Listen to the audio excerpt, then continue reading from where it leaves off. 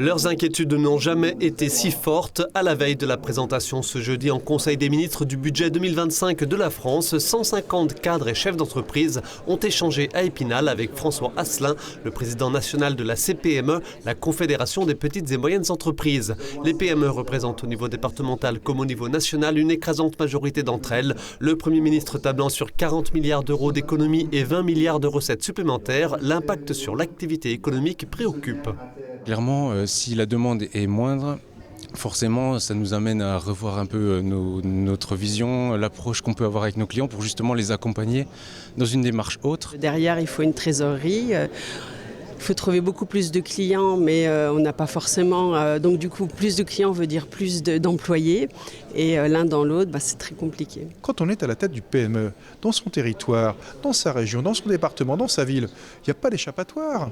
Donc il ne faut pas, entre guillemets, que toute la pression retombe sur les épaules des plus petits. Je dirais qu'en plus, c'est la moitié de l'emploi en France, les PME et les TPE, c'est la moitié de la valeur ajoutée, et c'est là, entre guillemets, où il y a le plus d'innovation.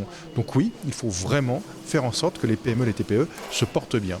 Exemple d'une réforme redoutée par les PME, celle portant sur les exonérations de charges sociales, avec à la clé, selon l'exécutif, 4 à 5 milliards de recettes en plus, soit pour les entreprises, une hausse du coût du travail.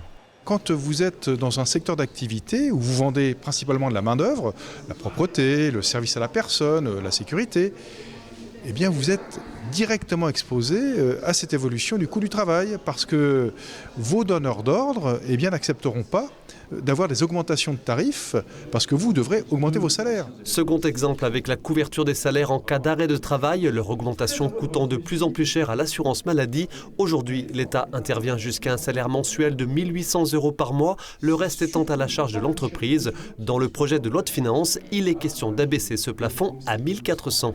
C'est loin d'être négligeable pour les entreprises et finalement c'est une façon un petit peu facile de redonner la patate chaude aux employeurs sans régler le problème des arrêts de travail de courte durée d'une façon intempestive.